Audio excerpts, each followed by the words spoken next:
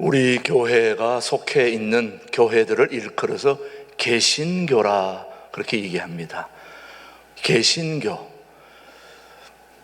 이 개신교를 우리 모두가 일반적인 교회로 그렇게 부르게 되는데, 개신교의 형님격인 천주교와 우리 개신교의 차이점이 있다면 여러 가지가 있겠습니다만은 눈에 두드러지게 나타나는 특징 중에 하나는 바로 예전과 말씀입니다. 천주교는 의식 중심으로 진행되고 우리 개신교는 말씀 중심으로 진행이 됩니다. 제가 한 번은 어떤 분이 돌아가셨는데 충남에 있는 국가 유공자들이 모시는 그곳에 장례를 진례하러 갔는데 우리만 하는 게 아니라 쭉 불교, 천주교, 개신교 다 함께 서가지고 같이 예식을 진행하다 보니까 천주교는 바로 옆에서 하는데 보니까 통을 하나 들고 나면서 다니면서 연기를 막 피우면서 그렇게 하더라고요. 근데 우리는 말로 다 하니까 뭔가 좀 옆에는 신비롭고 우리는 그냥 말로 다 떼우는 것처럼 그렇게 보일 때가 있었습니다. 그렇다고 해서 의식이 꼭 더 중요하고 말씀이 또 덜 중요하다 그런 것은 아닙니다. 아무튼 우리 천주교와 개신교의 외적으로 드러나는 것 중에 하나가 천주교는 예식, 예전을 중심으로 진행이 되고 우리 개신교는 말씀을 중심으로 진행되고 있는 거지요. 그래서 우리는 개신교는 어떤 경우에도 말씀을 중심으로 우리의 신앙이 전개되고 있지요.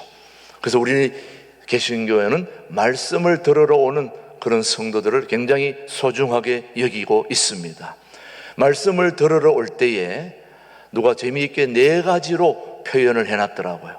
말씀을 들으러 오는데 4가지 종류의 사람들이 있다는 거죠. 첫 번째는 삽을 들고 오는 성도들입니다. 뭘 들고 온다고요? 삽을. 이 사람은 말씀이 떨어질 때마다 아멘, 아멘을 외치면서, 근데 아멘을 하긴 하는데 이 사람은 이 말씀이 자신을 위한 아멘이 아니라 다른 사람들을 위한 아멘입니다. 이 말씀은 장로님들이 들으셔야 돼. 이 말씀은 권사님들이 들으셔야 돼. 집사님들이 들어야 돼. 우리 시어머니, 우리 시아버지 더 꼭 들어야 할 말씀인데 내가 듣고 있네? 이러면서 내내 그 말씀을 삽으로 옮겨서 시아버지, 시어머니, 장로님, 저에게 다 삽질을 하는 거죠. 그래서 예배가 끝나면 다시 삽을 어깨에 메고 돌아가서 세상 사람들에게 또 삽질을 많이 하다가 다시 돌아와서 또 말씀을 듣고 그렇게 하는데, 이 삽을 들고 오는 사람의 특징은 그 말씀이 내게 주는 말씀으로 받지 않고 다른 사람에게 주는 말씀으로 듣기 때문에 진정한 하나님의 음성을 들을 수가 없는 거죠. 두 번째 종류는 저울을 들고 오는 사람입니다.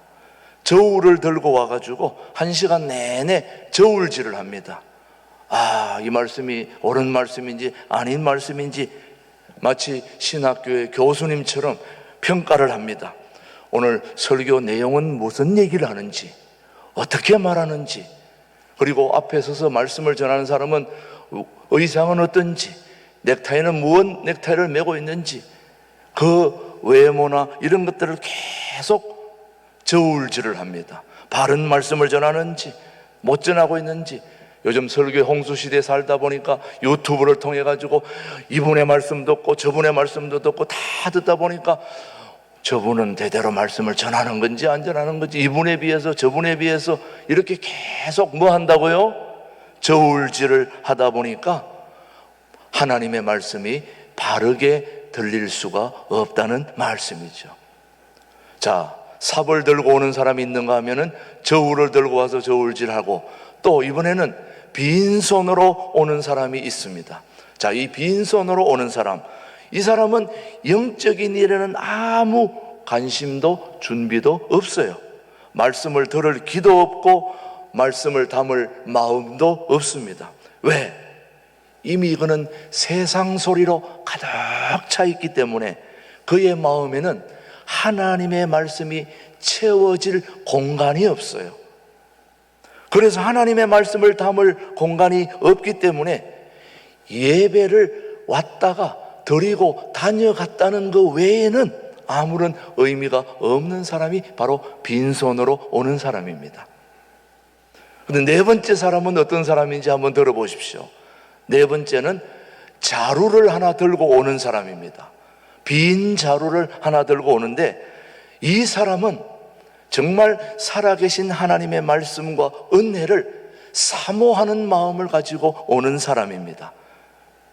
그래서 말씀이 선포될 때마다 아멘, 아멘 하면서 모든 말씀이 나에게 주시는 하나님의 말씀으로, 살아계신 하나님의 말씀으로 모두 받고 또 듣게 되는 것입니다. 그리고 말씀을 그냥 듣는 게 아니라 빈 자루에다가 말씀을 차곡차곡 담아 가지고 갑니다.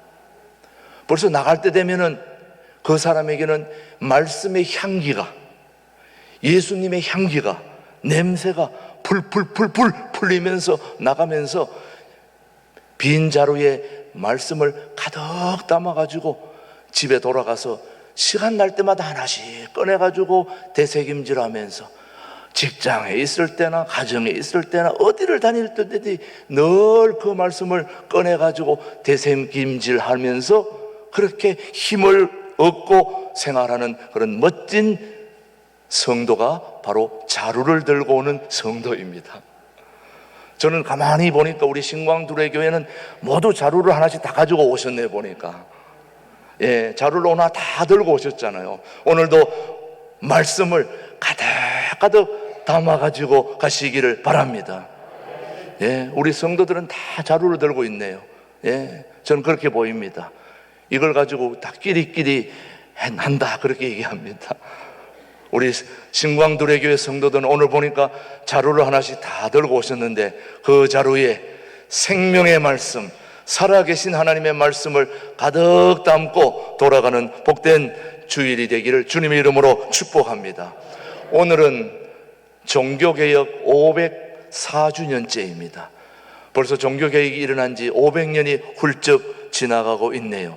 종교개혁, 개혁 말하니까 야 이거 막 뭘 두드리 부시고 없애고 막 치우고 새로 만들고 이런 것을 우리는 생각하는 게 개혁으로 생각하고 있습니다만은 종교개혁의 본래 취지는 돌아가는 것입니다. 돌아가는 겁니다. 뭘 새로 만들고 부수고 깨고 비난하고 그런 게 종교개혁이 아니라 본래의 자리로 돌아가는 것이 종교개혁의 본래 취지인 것입니다. 어디로 돌아가느냐? 성경으로 돌아가는 것입니다. 하나님의 말씀의 자리로 성경 환원 운동이 종교개혁의 본래 취지인 것입니다. 본래 교회가 처음 세워졌던 교회를 초대교회라고 얘기합니다. 초대교회, 처음 시작된 교회, 초대교회의 말씀 중심, 은혜 중심, 성령의 열기가 넘치는 뜨거운 교회다운 교회로, 살아 역사하는 교회로 다시 돌아가자는 게 바로 종교개혁의 본래 취지인 것입니다. 그래서 우리 모두가 그 본래의 자리로 돌아가자고 오늘 설교하는 것이 바로 종교개혁 기념주일의 설교의 의미가 될 수 있겠습니다. 자, 바다에 가보신 분들은 알겠지만은 바다에 가보면 고기가 많습니다. 그 중에 바다 고기 중에 보리새우라는 게 있습니다. 보리새우라는 이 새우 종류는 특징이 하나 있는데 점점 커지면서 허물을 자주 벗어야 살 수 있는 게 바로 보리새우의 특징입니다. 아마 들어보신 분은 알고 계시겠지만은 점점 보리새우가 새끼로부터 성장해 가는 동안에 계속 허물을 벗어야 됩니다. 그런데 어릴 때는 허물이 굉장히 부드러워 가지고 잘 벗어집니다. 잘 벗어져서 금방금방 벗는데, 이 보리새우가 점점 자라면서 자기 몸이 딱딱해지다 보니까 허물도 딱딱해지는 것입니다. 그러다 보니 허물 벗는 그 기간이, 텀이 점점 길어집니다. 그래서 허물 벗는 타이밍을 혹시라도 놓치게 되면 큰일 나는 겁니다. 제때 벗어줘야 되는데, 어릴 때는 부드러워가지고 잘 벗어졌는데, 이 보리새우가 커지다 보니까 자기 몸이 딱딱해지니까 이게 허물 벗어야 하는 타이밍을 딱 놓치면은 그만 자기 껍질에 자기가 갇혀가지고 벗어날 수가 없는 것입니다. 그래서 보리새우가 껍질을 벗어야 할 때 벗지 못하고 자기 껍질에 갇혀서 죽어버리고 마는 게 바로 보리새우의 특징입니다. 자, 사랑하는 교회 여러분, 종교개혁은 본래의 자리로 돌아가야 하는 것인데, 본래의 자리에서 벗어나가지고 오래 있다 보면 나도 모르게 굳어져서, 경화되어서, 딱딱해져서 다시 본래의 자리로 돌아가지 못하여 죽는 보리새우처럼 우리도 본래의 자리로 돌아가지 못하여 그냥 나왔다가 신앙생활 잘못해서 영적으로 죽어버리는 그런 성도들이 되어서는 안 된다는 것이죠. 그러기 전에 얼른 우리는 돌아가야 되는 것입니다. 본래의 자리로 돌아가야 되는데, 어디가 본래의 자리냐? 바로 오직 믿음의 자리가 본래의 자리인 것입니다. 오직 믿음만이 예수님의 능력을 경험하는 중요한 은총의 도구입니다. 오직 믿음. 여러분, 기적과 믿음, 믿음과 기적, 능력과 믿음은 언제나 함께 가는 것입니다. 기적이 일어나려면 믿음이 필요하고, 능력이 필요하다면 또 역시 믿음이 필요한 것입니다. 이건 따로 국밥이 아니에요. 같이 가는 것입니다. 기적이 없는 것이 아닙니다. 능력이 없는 것도 아닙니다. 문제는 뭐가 없는 걸까요? 믿음이 없는 거죠. 기적에 대한, 능력에 대한 우리의 믿음이 없는 게 문제라는 거죠. 오늘도 살아계신 하나님의 능력과 기적은 오늘 우리 교회도 얼마든지 일어나고 있고, 과거에도 일어났고 지금도 일어나고 있고 앞으로도 일어날 것입니다. 문제는 그 기적과 능력에 대한 우리의 뭐가 없다는 것입니까? 믿음이 없다는 거죠. 문제는 믿음이 없는 것입니다. 이게 바로 불신이 문제인 것입니다. 의심하는 것이 문제죠. 자, 의심하는 자는 어떻게 되는지 야고보서 말씀이 우리에게 교훈하고 있습니다. 1장 6절 시작. 오직 믿음으로 구하고 조금도 의심하지 말라. 의심하는 자는 마치 바람에 밀려 요동하는 바다 물결 같으니. 의심하는 자는 요동하는 물결에 허우적거리다가 빠져 죽는다는 거예요. 의심하지 말고 믿어야 되는 것입니다. 그래서 우리 신광두레 교회 교우들은 믿음을 키워야 됩니다. 믿음을 키워야 되는데, 그 믿음을 키워야 할 이유가 있습니다. 우리는 어찌하든지 하나님을 기쁘시게 하는 자들이거든요. 자, 히브리서는 우리에게 말씀하고 있습니다. 시작. 믿음이 없이는 하나님을 기쁘시게 하지 못하나니 하나님께 나아가는 자는 반드시 그가 계신 것과 또한 그가 자기를 찾는 자들에게 상 주시는 이심을 뭐해야? 믿어야 할지니라. 우리 하나님은 믿는 자 속에서 역사하시는 분이십니다. 믿는 자 속에서 믿는 자들과 더불어 일하시는 분이 우리 하나님이세요. 똑똑한 사람들과 일하시는 것이 아니고, 분석적인 사람들과 일하는 것이 아니고, 오직 믿음의 사람들과 함께 더불어 일하시는 분이 살아계신 우리 하나님이십니다. 그 하나님이 오늘 여기에 와 계시는 것입니다. 뭐가 중요합니까? 믿음이 중요한 것입니다. 오직 믿음, 오직 믿음이 우리에게 중요한데, 여러분, 예수님의 제자들이 몇 명입니까? 예수님의 제자들 몇 명 다니고 다니시면서 일하셨어요? 12명을 데리고 다니셨는데, 예수님의 제자들을 뽑는 그 기준이 여러분 어디에 있었을까요? 그 당시에 예수님이 제자들을 데리고 다니는데 이 제자들을 뽑아야 될까 말까야 될까 해가지고 이 제자들의 성향을 경영 컨설턴트 하는 분에게 의뢰한 적이 있었다고 그래요.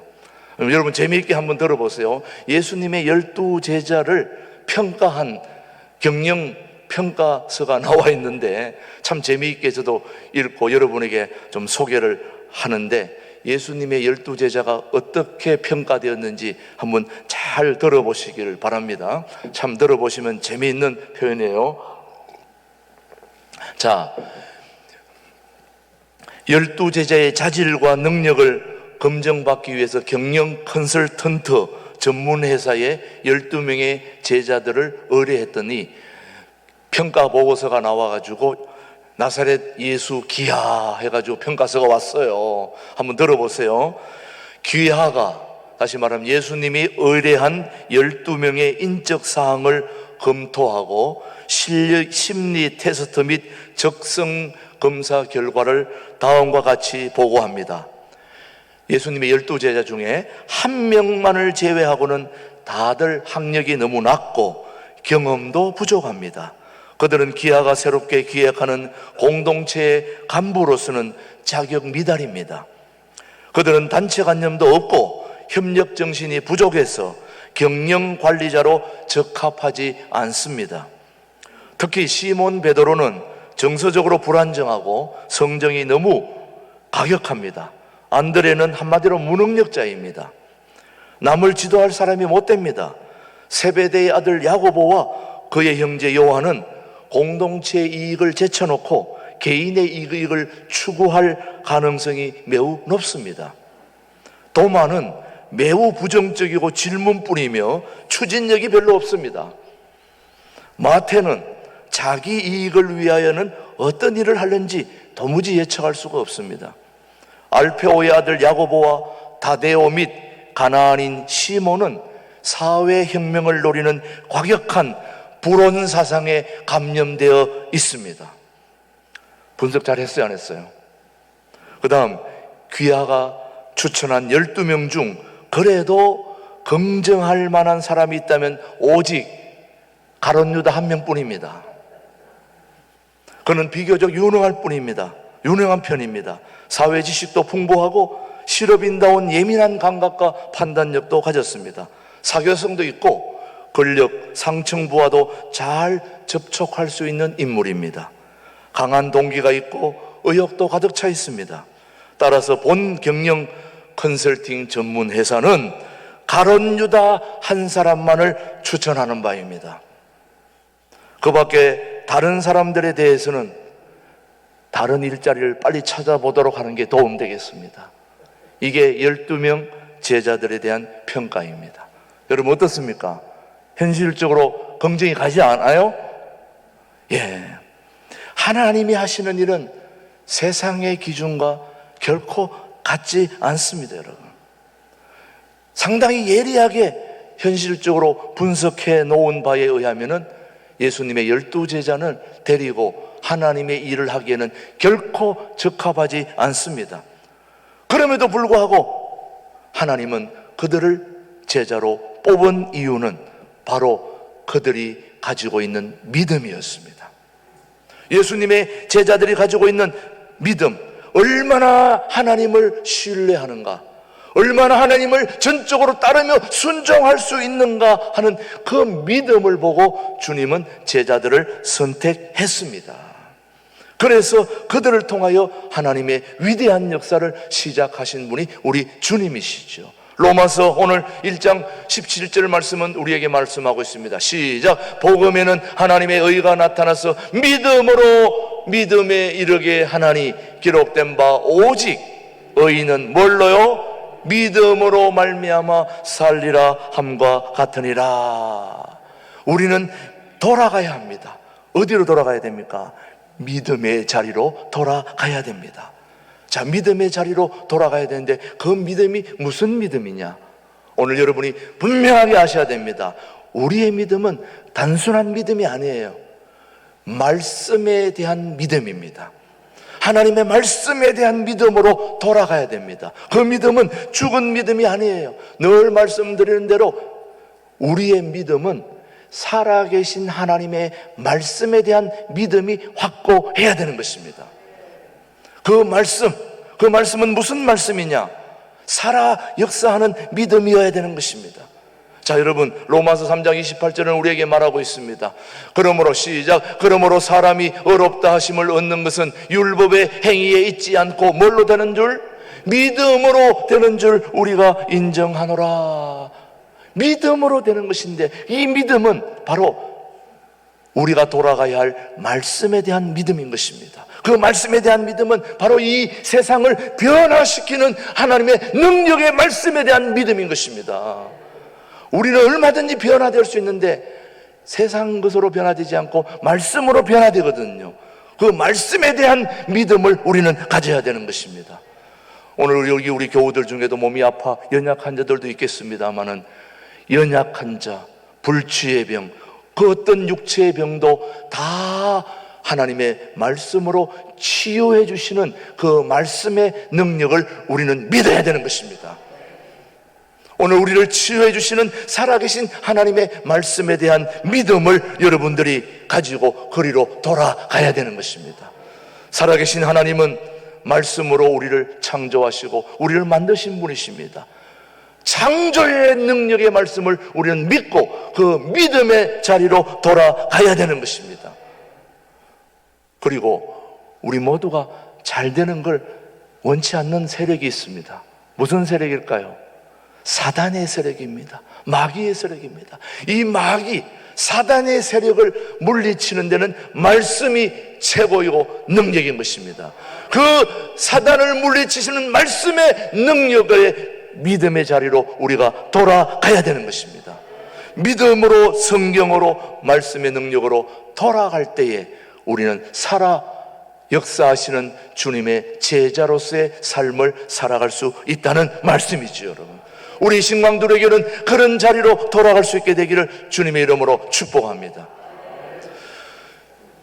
이미 돌아가신 우리 작고하신 분이시지만은 우리 창조과학회의 김영길 교수님의 아주 재미있는 얘기를 여러분 기억하시는지 모르겠습니다만은 그분이 이런 얘기를 했습니다. 멀지 않은 장래에, 종말에, 다시 말하면 우리는 반드시 종말이 오게 돼 있는데 멀지 않은 종말, 장래에 언제일지는 우리가 모르지만은 그 어느 때에는 인간들이 만들어 놓은 로봇들이 전쟁을 벌이는 때가 있을 거라는 거예요. 우리는 다 죽고 우리가 만들어 놓은 로봇들끼리 서로 전쟁하고 서로 난리를 치는 때가 반드시 올 거라는 거예요. 그러면서 그때의 전쟁은 주로 화학전이 될 거라는 거예요. 오늘 코로나19처럼 로봇가 막 세상을 차지할 그때는 생명이 있는 모든 동식물들은 다 화학전으로 인해서 다 죽게 됩니다. 그런데 오직 살아남는 것은 로봇만 살아남는 거예요. 로봇들은 죽습니까? 안 죽습니까? 코로나에 여벌 로봇가 죽습니까? 안 죽습니까? 로봇은 안 죽어요. 그러다 보니까 살아있는 동식물들은 다 죽었는데 오직 로봇들만 살아있는 것입니다. 이런 전쟁이 끝난 후에는 지구상에는 오직 로봇들만 살아서 왔다 갔다 하면서 이제 오랜 세월이 지나다 보면 이 로봇들끼리만 남아있다 보니까 야, 우리 이 로봇들 누가 만들었냐? 이런 의문들이 생기게 된다는 거죠. 로봇들끼리 만나가지고 야, 너 언제 생겼어? 어떻게 만들어졌니? 이런 얘기들이 이제 궁금해지기 시작하면서 연구를 시작하다 보니까 자기들을 만든 인간들이 다 죽었기 때문에 자기들이 어떻게 만들어졌는지를 전혀 알 수가 없습니다. 그래서 자기들의 몸을 과학적으로 분석을 해보니까 그 몸에서 구리도 나오고 철도 나오고 아연도 나오고 인도 나오고 야, 이런 물질이 어디서 생겼냐? 그러다 연구하다 보니까 야, 이게 공기 중에 찾아봤더니 이런 물질이 없고 땅을 찾아봤더니 땅 속에서 구리, 아연 뭐 이런 물질들이 나왔다는 거예요. 그러면서 로봇들이 마침내 한 가지 결론에 이르는데, 야, 우리는 누가 만들었는지 모르지만 한 가지 결론은 우리가 저 땅 속에서, 공기 속에서 저절로 태어났구나, 이렇게 생각하더라는 거예요. 자, 그 로봇들을 누가 만들었습니까? 우리 인간들이 만들었는데, 그 만들어 놓고 화학전으로, 코로나로 다 동식물들은 죽고 나니까 로봇들끼리, 야, 우리 어떻게 생겼냐 하다 보니까 구리, 철, 아연, 이 공기 중에서, 땅 속에서 이런 게 나왔구나. 우리를 만든 건 땅이구나, 공기구나.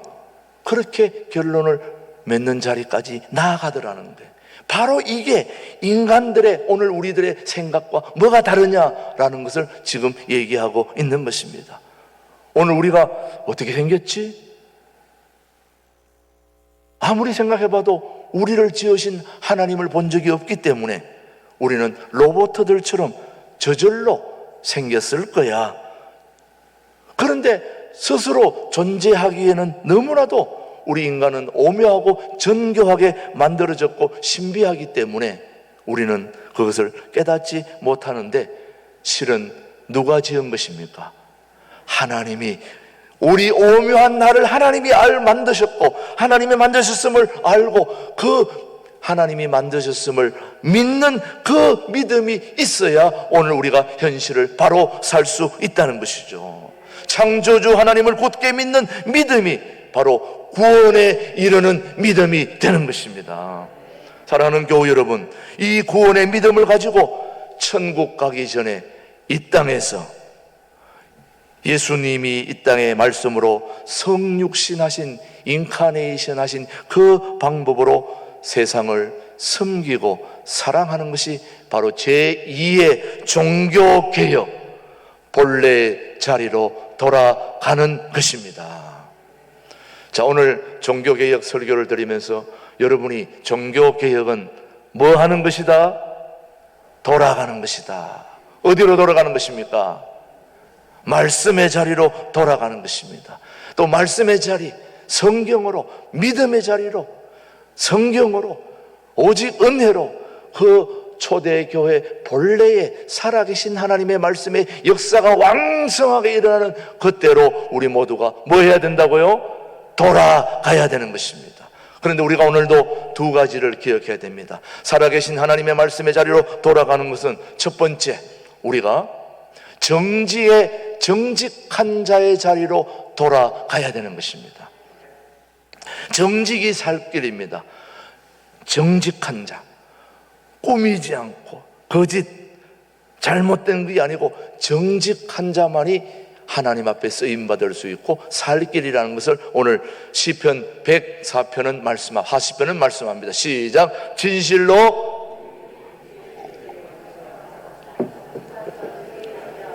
다시 한번 봅니다. 진실로 의인들이 주의 이름을 감사하며 뭐하는 자들이? 정직한 자들이 주의 앞에서 살리라. 요즘 우리 모두가 살 길은 정직한 자의 자리로 돌아가야 됩니다. 다시 말하면 초심으로 돌아가자는 것입니다. 골프 치는 선수들 중에서 박셀이나 최경주나 골프 치시는 분들이 한결같이 얘기하는 것 중에 하나가 뭐냐면은, 그동안 내가 잘 쳐왔는데 요즘은 공이 잘 안 맞는다는 거예요. 공이 잘 맞아야 되는데 안 맞는다는 거예요. 그래서 왜 안 맞을까? 그런 고민을 하는데, 그런 고민을 할 때 그 골프 컨설턴트 하는 사람들은 한결같이 그런 분들에게 얘기하는 게 뭐냐면 바로 초심으로 돌아가라는 것입니다. 처음 생각으로 돌아가서 다시 하면 맞는다는 거예요. 요즘 우리 모두가 핸드폰을 다 가지고 다닙니다. 여러분, 핸드폰 없는 사람 없어요. 아마 오늘 이 예배 중에도 핸드폰 하나 보고 계시는 분도 있을 거예요. 그 핸드폰, 여러분 핸드폰을 가지고 다니는데 이 핸드폰을 하다 보면은 이 기능이 처음 할 때처럼 안 하고 엉뚱한 데로 가버려가지고 잘 안 될 때가 있을 거예요. 기능이 막 혼란이 막 들어와가지고 처음 하던 데처럼 잘 안 되고 그럴 때는 아주 그 중요한 기능이 하나 있습니다. 핸드폰에는 무슨 기능이냐? 초기화하는 게 있습니다. 지금까지 하던 걸 다 지워버리고 처음 상태로 돌아가는 게 바로 초기화입니다. 그걸 누르는 게 있어요. 그거는 막 누르면 안 되니까 바늘구멍처럼 들어가는 조그만 구멍이 하나 있어요. 그 구멍을 바늘기로 꼭 누르면 초기화가 됩니다. 다음 처음 자리로 돌아간다는 거죠. 그러면 안 되던 게 또 다 되는 거예요. 그게 바로 초기화입니다. 개혁의 자리는 바로 본래의 자리로 돌아가는 거죠. 그래서 저는 이 핸드폰에 있는 핸드폰이든 컴퓨터든 초기화, 다시 본래의 자리로 돌아가는 것이 저는 회개라고 생각해요. 지금까지 내가 본래의 자리에 잘 오다가 내가 살다 보니 죄에 물들고 세상 속에 들어가서 이런저런 잘못된 일에 휘말리다 보니까 나도 모르게 내 삶이 엉망이 되어버렸어요. 잘못됐어요. 다시 본래의 자리로 돌아가는 초기화가 바로 회개하는 것입니다. 잘못된 걸 하나님 앞에 뉘우치고 회개하면 하나님께서 다시 본래의 자리로 우리를 불러주시는 거죠. 오늘 시편 33편 4절은 우리에게 말합니다. 여호와의 말씀은 시작. 여호와의 말씀은 정직하며 그가 행하시는 일은 다 진실하시도다. 정직한 자의 자리로, 하나님 잘못됐습니다, 나에게 정직한 영을 새롭게 하여 주시옵소서. 돌아가야 되는 것입니다. 자유, 정의, 평등, 그 모든 걸 외친다 할지라도 하나님과의 바른 관계가 없으면 아무 의미가 없는 것입니다. 지금 우리 모두는 하나님의 말씀 앞에 단순해져야 되고 정직해져야 되는 것입니다. 그것이 바로 오늘 우리가 살 길인 것입니다. 요즘 돌아가는 정치에 여러분 관심이 많지요? 누가 가장 힘이 있습니까? 과거를 다 돌아보면서 가장 힘이 있는 사람이, 뭐한 사람이 힘이 있어요? 정직한 자, 바르게 살아온 자, 깨끗하게 살아온 자가 제일 힘 있지 않아요? 과거에 막 하고 있잖아요. 시편 84편 11절 말씀은 오늘 우리에게 뭐라고 말씀하는지 시작. 여호와 하나님은 해요 방패이시라. 여호와께서 은혜와 영화를 주시며 정직하게 행하는 자에게는 무엇을, 좋은 것을 아끼지 아니하실 것임이니라. 정직한 자에게 가장 좋은 것을 챙겨주시는 분이 우리 살아계신 하나님이십니다. 우리 신광두레교회 교우들은 깨끗하고 단순하고 정직해서 하나님이 주시는 은혜를 다 받아 누릴 수 있게 되기를 주님의 이름으로 축복합니다. 여러분, 정직한 자리로 돌아가는 것이 개혁의 자리입니다. 한 가지 더, 두 번째, 나눔의 자리로 돌아가야 됩니다. 초대교회, 처음 교회가 세워졌을 때에는 모두가 다 어떻게 살아왔는지를 오늘 사도행전 2장 44절 시작. 믿는 사람이 다 함께 있어 모든 물건을 서로 통용하고, 또 45절, 또 재산과 소유를 팔아 각 사람의 필요를 따라 뭐하며 나누어 주며. 이 나눔의 자리로 돌아가는 게 바로 본래의 자리로 돌아가는 것입니다. 우리 하나님은 나누시기를 즐겨하는 분이세요. 그러니까 독생자 예수님도 우리에게 보내주셨잖아요. 성경의 모든 위대한 인물들은 다 나눔의 자리로 돌아가서 열심히 사는 분이 나눔의 자리로 돌아가는 것입니다. 여러분, 오늘 2부 설교에 설교해 주실 우리 김진홍 목사님, 태생적으로 공동체형입니다. 제가 40년 전에 남양만에서 공동체 할 때에 어느 날 목사님이 이 얘기를 하지 말라고 그랬는데 꼭 생각이 나네요. 어느 날 보니까 제 바지가 없어요.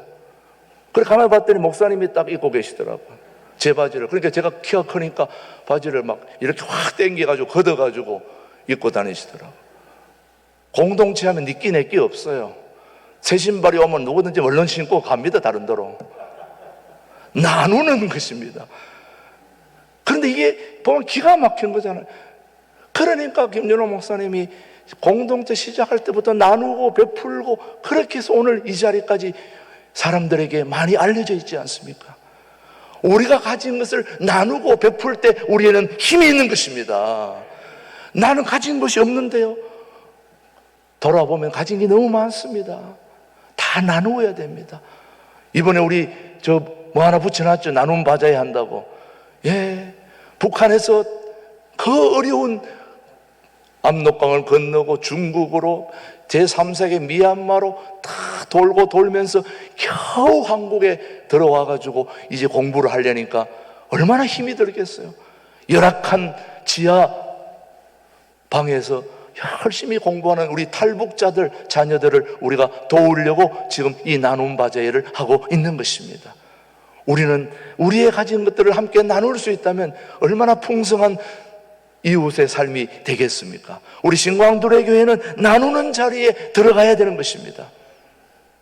이번 나눔 바자회, 여러분이 가지고 있는 것들을 다 가져오셔서 함께 나눌 수 있게 되기를 바랍니다. 우리 교우 중에는 또 그림을 잘 그리는 또 우리 유명한 화가들도 있습니다. 이제 그림을 현관에다가 다 이렇게 비치해서 가격을 지어 놓으면 그것을 여러분이 사가지고 가시면 됩니다. 내가 살 돈이 없으면 다른 사람을 불러와야 됩니다. 불러와서 그분이 사가지고 갈 수 있도록 해줘야 됩니다. 죄송한 얘기지만은 옷은 여러분이 다 입으시고 옷 종류는 가져오지 마시고 정리하기가 힘듭니다. 작으면서도 값이 나갈 수 있는 물품들을 골라가지고 오면은 알찬 바자회가 될 수 있습니다. 그래서 우리의 나눔을 통해서 북한 동포들이, 어려운 자들이 삶이 풍성해지고 주님의 자리로 더 가까이 나아갈 수 있는 그런 나눔의 자리로 우리가 돌아가는 것이 종교 개혁의 시작이 되는 거예요. 우리 신광두레 교회는 정직하고 단순하면서도 내가 가진 것이 무엇이든지 하나라도 나누고자 하는 마음을 가지고 우리가 함께 임할 때에 살아계신 하나님은 우리 신광두레 교회를 주님의 교회다운 교회로 이끌어 주시리라 확신합니다. 그런 자리로 우리 함께 나아갈 수 있게 되기를 주님의 이름으로 축복합니다. 하나님 아버지 감사합니다. 나눔의 자리로 저희들을 불러주시고 정직한 자리로 돌아갈 수 있도록 하나님께서 도와주시옵시고 504주년 종교개혁기념주일에 우리 교회를 다시 돌아보게 하여 주심을 감사합니다. 하나님, 우리 교회 모든 성도들이 하나님과의 바른 믿음으로 돌아가게 하시고 그 믿음으로 우리가 가진 것이 부족하지만 나눌 수 있는 넉넉한 마음과 믿음으로 하나님께 칭찬받고 백성들에게 인정받는 교회다운 교회가 되도록 성령 하나님께서 인도하여 주옵소서. 예수님의 이름으로 감사기도 드립니다. 아멘.